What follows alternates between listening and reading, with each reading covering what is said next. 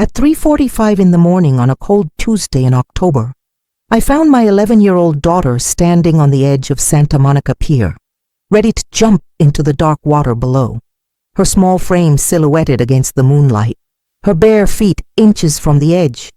And the worst part was knowing that every single choice I had made as a mother had led us to that moment. My name is Catharine Williams. I am 47 years old, and this is the story of how I almost destroyed the person I love most in this world, and how she saved us both by showing me that being different was never the problem. I was. If this story touches your heart, please hit that subscribe button right now. Share this video with someone who needs to hear it. Comment below and tell me where you are watching from, because stories like this remind us that we are never alone in our struggles. My story begins 12 years ago in a small hospital room in San Diego, California. I was 35 years old when I held Emma for the first time. My husband Michael stood beside me, tears streaming down his face as we looked at our daughter, our miracle baby. We had tried for 7 years to have a child. 7 years of disappointment, of failed treatments, of watching our friends have their second and third children while we struggled to have our first. And then Emma arrived, perfect and beautiful, with tiny fingers that wrapped around mine and eyes that seemed to hold the entire universe. I remember Michael whispering that night, "Our lives are complete now, Kath. Everything we ever wanted is right here." I believed him. I believed that the hard part was over, that we had weathered our storm, and now we could finally live the life we had dreamed about. I had no idea that the real storm was just beginning. 6 months after Emma was born, Michael died. A drunk driver ran a red light on his way home from work. He died instantly, they told me, as if that somehow made it better. As if knowing he did not suffer would fill the hollow space in my chest where my heart used to be. I was 36 years old, a widow, a single mother, and completely unprepared for what came next. Those first years are a blur of exhaustion and confusion. I worked as a senior architect at Green Space Design, a firm specializing in sustainable buildings. It was my dream job, the culmination of years of study at MIT and a decade of climbing the corporate ladder. But balancing a demanding career with a baby who never slept, who cried for hours without any apparent reason, who seemed to exist in a world I could not reach, that was something no amount of education had prepared me for. Emma was different from other children. I noticed it early, but I told myself every child develops at their own pace. She did not make eye contact. She did not respond to her name. While other toddlers were learning to wave goodbye and blow kisses, Emma would sit for hours lining up her toys in perfect rows over and over again, screaming if anyone disturbed her precise arrangements. At 3 years old, when other children were speaking in full sentences, Emma would only repeat lines from television commercials, word for word, in perfect inflection, but she could not tell me if she was hungry or if she was hurt. The diagnosis came just after her 4th birthday. Autism Spectrum Disorder, the developmental pediatrician said, pushing a folder full of papers across her desk toward me. She spoke about therapy options, early intervention, support groups, but I barely heard her. I was stuck on those 3 words. Autism Spectrum Disorder. My daughter had a label now, a category, a box that the world would try to fit her into for the rest of her life. I threw myself into research. I read every book, every study, every parent blog I could find. I learned about applied behavior analysis, occupational therapy, sensory integration, speech therapy. I scheduled appointments, filled out insurance forms, fought with healthcare companies who denied coverage. I became an expert in autism, but I still did not understand my own daughter. Emma started school at 5, and it was a disaster from day 1. The other children sensed immediately that she was different. They called her weird, robot girl, alien. Emma did not fight back. She did not cry. She simply retreated further into herself, spending recess alone, rocking back and forth, humming the same tune over and over. The teachers meant well, but they were overwhelmed. They suggested maybe Emma would be better suited for a special education program, somewhere with more resources, somewhere designed for children like her. Children like her. As if my brilliant, sensitive, creative daughter could be summed up so simply. At home, Emma started talking about Sophia. Sophia was her friend, she said. Sophia understood her. Sophia told her things, taught her things, played with her when she was lonely. I was relieved, honestly. My daughter finally had a friend. I asked if Sophia was in her class, if I could arrange a play date, but Emma would just smile and say Sophia was special, that Sophia could do things other people could not do. I assumed it was a child from another class, maybe an older student who had taken Emma under her wing. I was grateful someone was being kind to my daughter. Work became increasingly difficult. I was leading the Green Tower project, a revolutionary sustainable skyscraper that would set new standards for energy efficiency in commercial buildings. The concept was a building that would naturally regulate its temperature and airflow, reducing energy consumption by 60%. It was groundbreaking, it was ambitious, and it was stuck. We could not solve the ventilation problem. The physics did not work. Air circulation patterns that worked in computer models failed in practical applications. My boss, James Porter, gave me 30 days to solve it, or he would reassign the project to Richard, my ambitious and ruthless colleague, who had been waiting for me to fail since the day I was promoted over him. I worked late every night, bringing blueprints home, covering our dining table with calculations and diagrams. Emma would sit beside me, quietly drawing in her notebooks while I struggled with equations that refused to balance. I barely noticed what she was drawing. I was too focused on saving my career, on proving I could do this, on showing the world that being a single mother had not diminished my professional abilities. The incident started small. Emma would have bruises, cuts, burns. She walked into doors, fell downstairs, touched hot stoves. She did not seem to register pain the way other children did, or danger, or consequences. I tried everything. I child-proofed the house. I watched her constantly, but she was like water finding cracks, always slipping away when I blinked, always finding new ways to hurt herself. Then came the knock on my door that changed everything. Sarah Mitchell from Child Protective Services stood on my porch with a clipboard and a concerned expression. Someone had reported me for suspected child abuse. Emma had 17 separate bruises on her body, Sarah informed me, and the pattern suggested possible neglect or intentional harm. I was furious, defensive, outraged. How dare they suggest I would hurt my child? How dare they question my love for my daughter? But Sarah was unmoved. She had seen too many cases, heard too many excuses. She would be watching me, she said, watching closely. The breaking point came on a Saturday afternoon in Target. I turned my back for just a moment to grab cereal from the shelf, and when I turned around, Emma was gone. I searched frantically, calling her name, running through aisles, my heart pounding so hard I thought it would burst from my chest. Security locked down the store. They called the police. 40 minutes of pure terror before they found her sitting on the pier 4 blocks away, dangling her feet over the edge, talking to someone who was not there.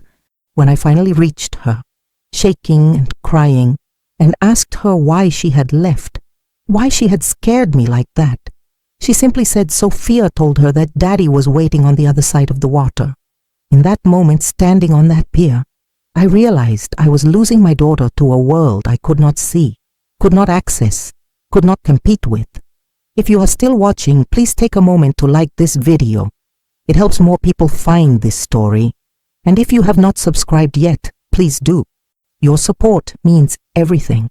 The meeting at school the following week was brutal. The principal, Mrs. Henderson, sat across from me with Emma's teachers and the school counselor. They were recommending Emma be transferred to a specialized program for children with severe behavioral challenges. We cannot meet her needs here, Mrs. Henderson said in a voice that was meant to sound compassionate, but just sounded tired. And then she said something that made my blood run cold. Mrs. Williams, we need to inform you that we have no student named Sophia at this school. We have never had a student by that name. Sophia was not real. The only friend my daughter had ever had did not exist. Emma had created her, an imaginary companion to protect her from a world that was too harsh, too loud, too overwhelming. And somehow, realizing this broke me more than the autism diagnosis ever had. That night, I was working on the Green Tower plans, desperate, exhausted, running out of time.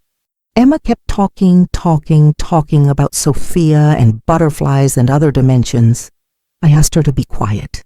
She kept talking. I asked again. She kept talking. And then I exploded.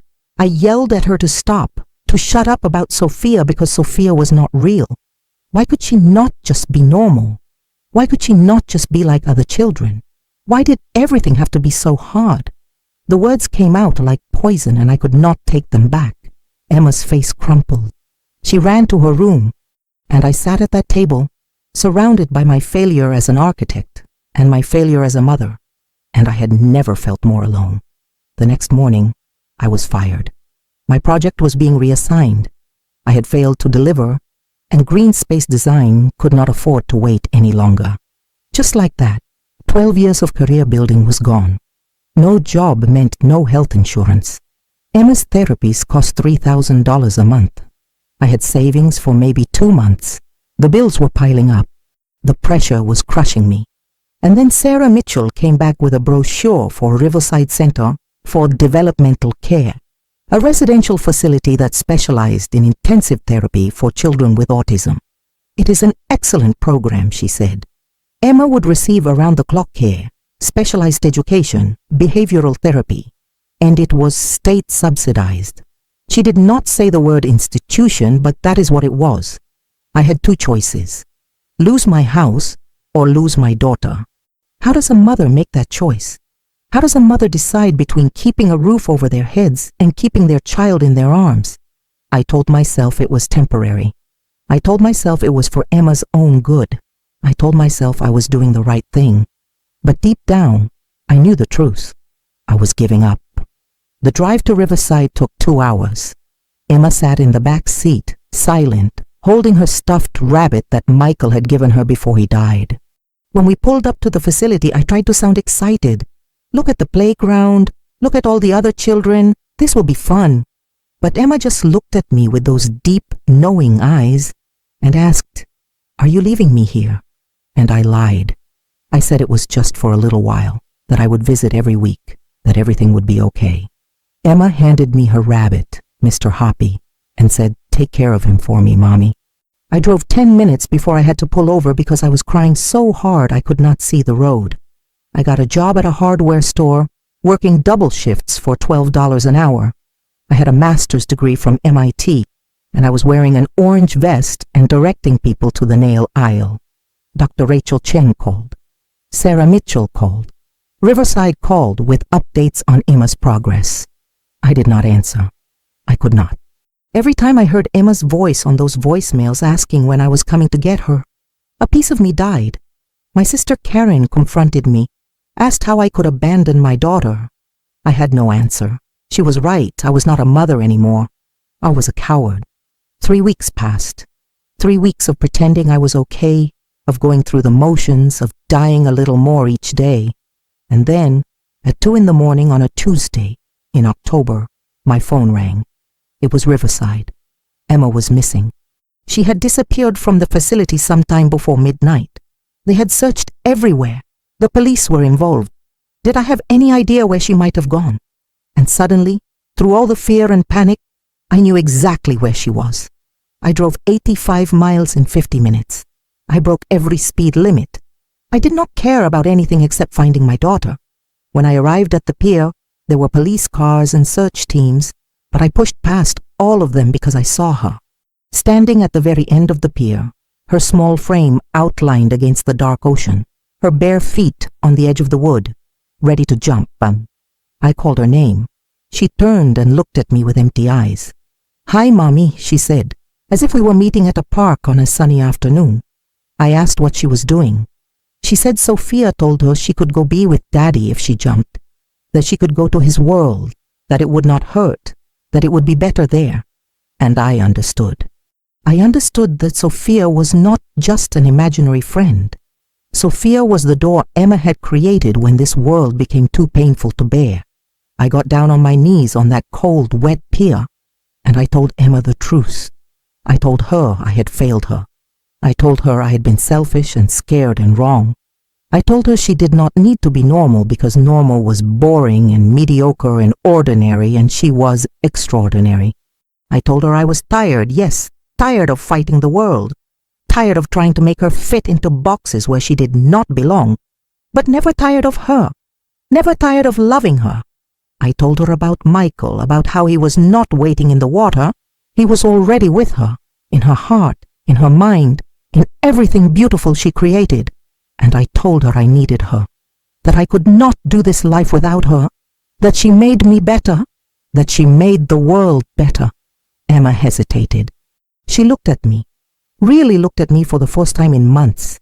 And then she asked, "You will not send me away again?" And I promised, "Never again, never ever again." She stepped back from the edge. She walked into my arms, and she hugged me. My daughter, who did not like to be touched, who avoided physical contact, who lived in her own world, wrapped her arms around me and held on tight. We sat on that pier and watched the sun come up together. We went home that morning. I sold our big house and moved us into a small apartment.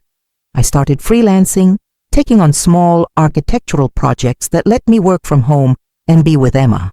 Money was tight, but we were together. Emma went back to school with proper support this time, and she drew. She drew constantly, obsessively, pages and pages of patterns and spirals and geometric shapes.